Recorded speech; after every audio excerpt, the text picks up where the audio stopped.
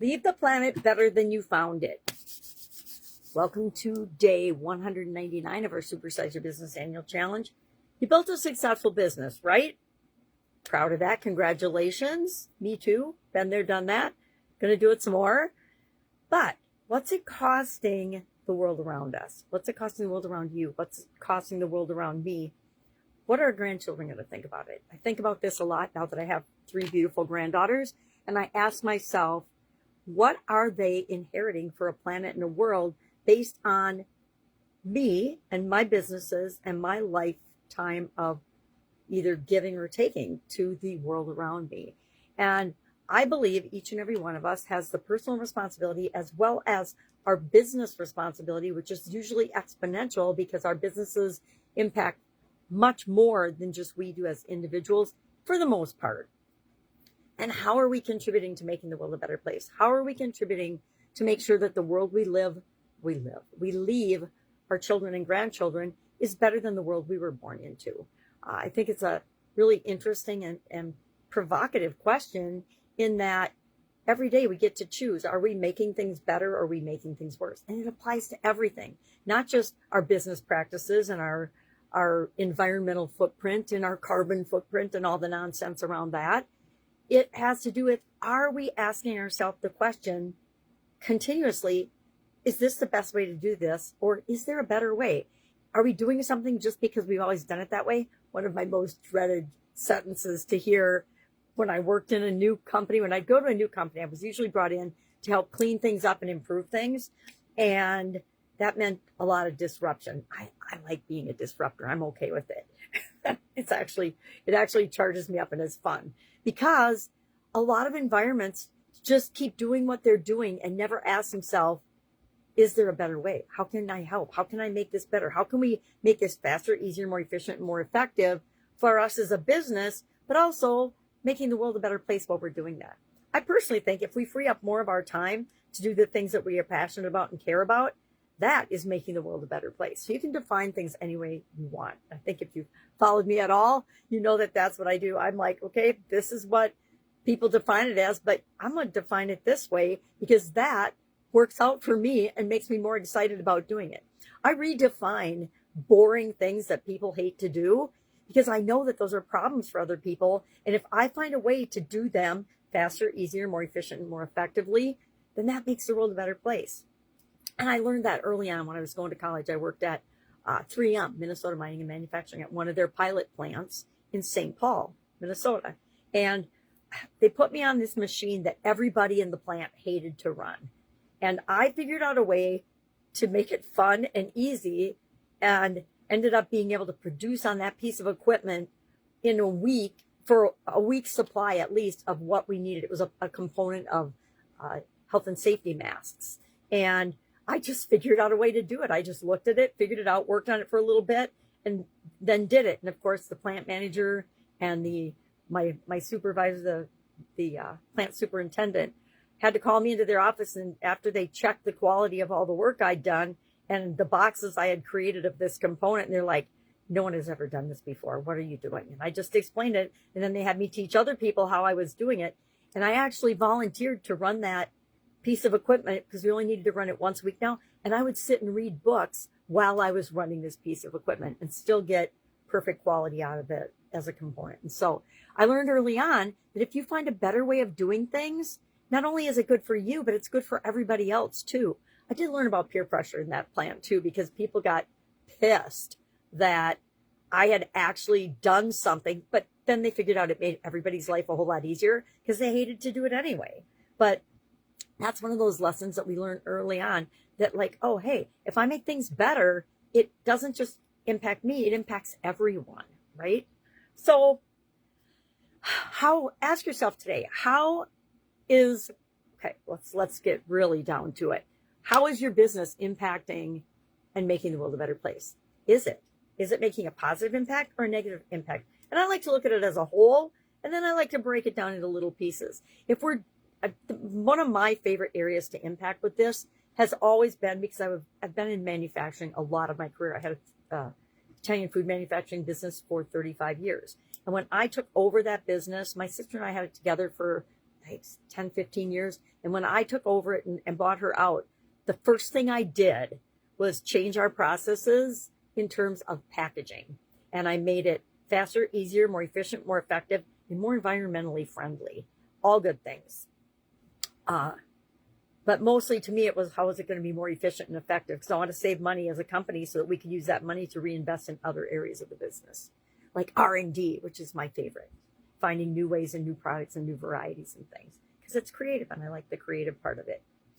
So I like to automate and systemize the boring things and create a system for it to make it easier and more effective. And then I like to spend my time on the things that light me up and make me excited about the business, whatever the business is. So today, I challenge you to think about a few things. Number one, are you making a positive or a negative difference? Yeah, just be honest. It doesn't matter. Where you are is where you are. And until we admit where we are and become self-aware as individuals, as well as businesses, nothing changes, right? We'll just keep doing what we're doing. Stewardship isn't a department. It's a mindset.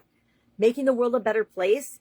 It isn't a department in our businesses. I don't think anybody has okay, we're going to have a make the world a better place manager or something. I've never heard of that, because it's like quality. It's part of everybody's job, right?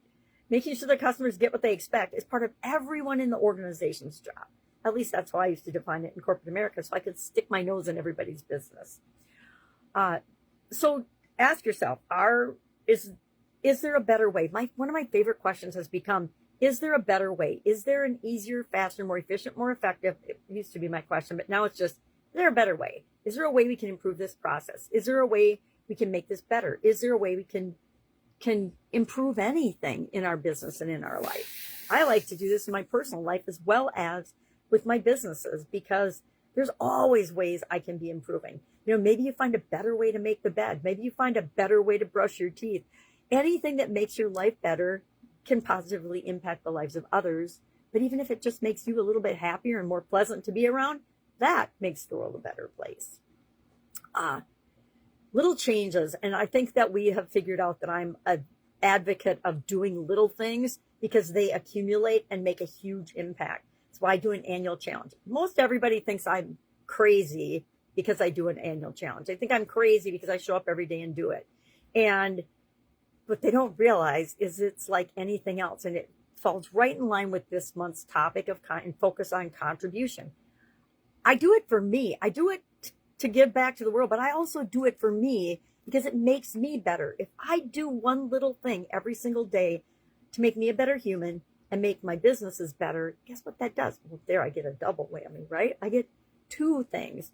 And between the beginning of the year and the end of the year, who I am and how I show up changes dramatically. And I don't see it because it's happening a little bit every single day, but by the end of the year, other people see it. And I feel it because I feel better. I feel lighter. I feel happier. I feel way less stressed. If you knew me in 2010 versus now, totally different human being, totally different way of showing up, totally different choices and control over what I do and do not do or choose to do. Back then, I thought I had to do certain things and that it was my responsibility. And I always have been very responsible. I always believed in personal responsibility, but I took on everybody else's crap, not just my own. And that didn't serve me very well back then. Some of you know the story, some of you don't. So today, what are we going to do? I was going to tell a story about the Italian food business, but I think I already mentioned that there are consumers, takers, I call them, in the world, and there are givers and contributors and producers. And we all get to decide. Sometimes we're one, sometimes we're the other. I mean, I like to consume a lot of stuff too, but I also know that I love being a creator and adding positive things to the world. So today, what am I going to challenge you to do? What's our single daily action? First and foremost, pick one thing.